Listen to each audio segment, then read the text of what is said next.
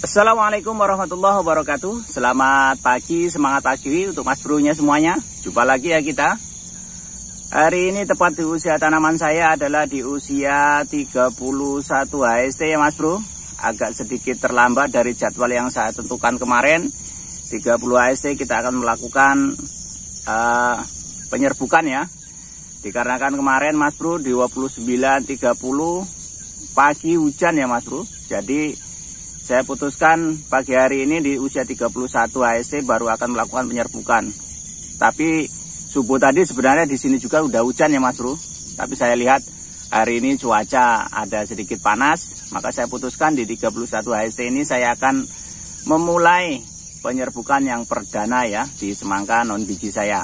Bagaimana caranya? Ikuti keseruannya ya mas bro di video kali ini. Tetapi seperti biasa ya, untuk mas bro-nya yang baru saja bergabung dan yang baru saja menemukan channel kami ini, yang belum subscribe, di-subscribe dulu ya, supaya tidak ketinggalan update-update video perawatan semangka kami. Besok kemudian dengan cara subscribe juga mas bro-nya bisa menonton semua video-video yang sudah kami upload di channel ini secara gratis. Kami ucapkan beribu-ribu terima kasih atas support dan dukungan dari mas bro-nya. Kami doakan selalu pertanian semangka mas bro-nya panen berlimpah sukses, ketemu harga yang mahal. Amin ya robbal alamin. Semangka.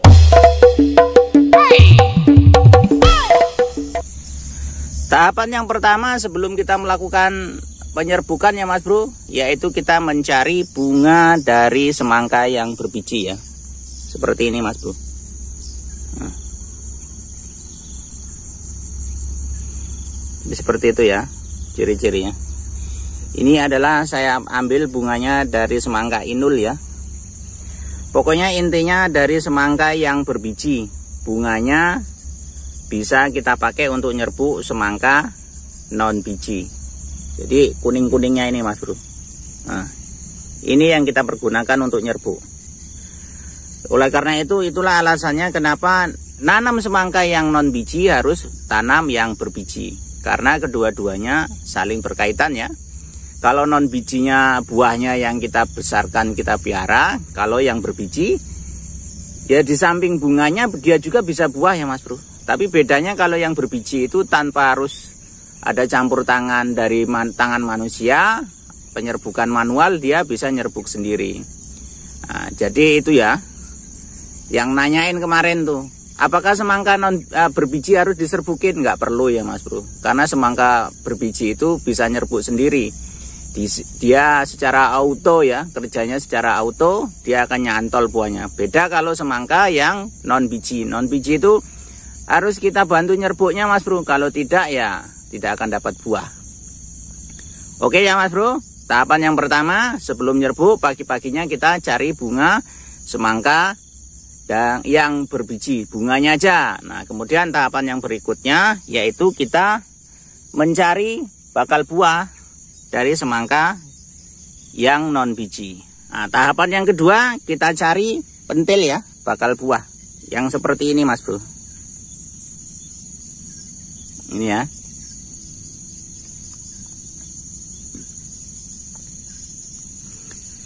Jadi cari yang ada pentil bawahnya seperti ini. Ini bakal buah ya. Ini yang akan kita serbukan dengan bunganya inul. Bagaimana caranya? Begini ya mas bro. Yang pertama kita ambil tadi bunga inul. Kemudian kita lipat nih. Nah, lipat seperti ini. Kemudian kita oleskan. Sini ya mas bro.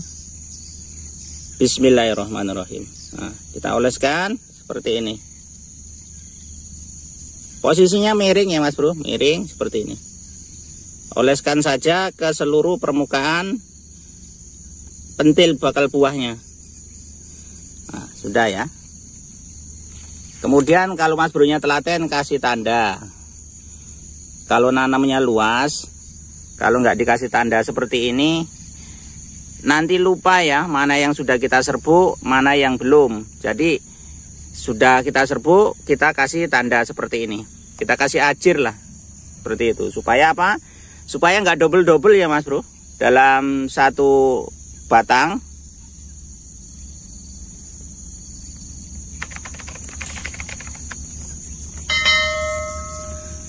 Tujuannya apa? Kita kasih ajir ini supaya nggak double-double ya. Misalnya nih dalam satu batang ini, satu lubang tanam ini, kita akan bawa 2 buah ya. Jadi kita tandai nih. Oh, di sini udah dapat nih, kita sudah serbuk 1 kali. Nah, besok kita tinggal ulas untuk mendapatkan buah yang kedua. Kemudian saya juga akan menjawab pertanyaan dari Mas Bro-nya. Buah keberapa Mas yang diserbuk? Pentil berapa yang diserbuk? Maksudnya seperti itu. Kalau saya selalu di atas daun 8 ya Mas Bro. Atau buah tengah, bisa juga nanti buah ujung. Karena di dalam satu batang semangka ini bakal buah ini akan bermunculan mulai dari usia 27 hari ya Mas Bro. 27 itu sudah akan bermunculan bakal buah atau pentilnya ya. Biasanya dimulai dari daun ke-7 ya. Daun ke-7, kemudian daun 14, dan juga yang terakhir itu di daun 21. Tinggal Mas Bro-nya mau pilih di bagian mana. Kalau saya sih lebih sukanya di atas daun 7 ya. Bukan buah pertama tapi masih buah kedua. Buah keduanya. Rata-rata saya pentil buahnya ini di daun ke-12 kalau saya baru saya serbukan. Kalau masih di daun ke-7 saya belum ya. Karena untuk buah pertama itu proses pembesarannya nanti akan sedikit lambat ya Mas Bro. Dikarenakan nanti dekat sekali dengan pangkal batang. Kemudian juga buah pertama itu biasanya nanti bisa pecah tengah itu Mas Bro. Kalau kita piara dia kurang bisa padat ya. Di tengahnya itu berongga seperti itu atau buah-buah pok lah. Jadi salah satu penyebab buah pok itu ya ketika buah pertama kita serbukan ya Mas Bro. Bukan hanya kelebihan unsur-unsur hara yang lain. Bukan, salah satu penyebabnya ya dikarenakan buah pertama yang sudah kita serbukan atau di daun ke-7 tersebut. Oleh karena itu rekomendasi ya untuk Mas Bro-nya yang sama-sama belajar nih ya. Bukan menggurui tapi kita sama-sama belajar dari pengalaman yang ada di lapangan. Nah ini saya sudah dapat lagi bakal buah. Pentil ini daun ke-12 Mas Bro. Ini daun ideal kesukaan saya ya.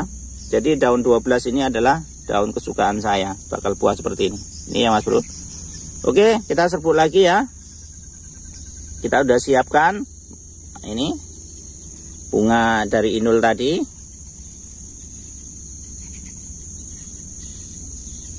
Bismillahirrahmanirrahim. Jadi dioles aja ya Mas Bro, pelan-pelan. Posisinya miring kalau mau banyak serbuknya. Jadi satu bunga ini bisa Mas Bro-nya pergunakan untuk 4 pentil ya. Kalau bunganya nggak banyak, gunakan aja untuk 4 pentil.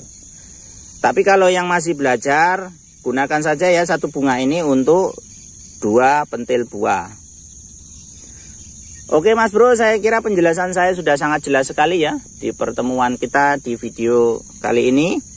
Yang pada intinya penyerbukan itu kita lakukan bisa dimulai dari usia 27 hingga 33 ST ya Mas Bro, tergantung dari situasi dan kondisi alam di seputaran tanam kita. Kalau punya saya ini kemarin Mas Bro, rencananya saya akan melakukan penyerbukannya di usia 30 HST. Dikarenakan di tempat saya ini tidak memungkinkan cuacanya di usia 30 kemarin. Karena curah hujannya masih sangat tinggi pagi hari. Maka di 30 HST saya tunda untuk melakukan penyerbukannya.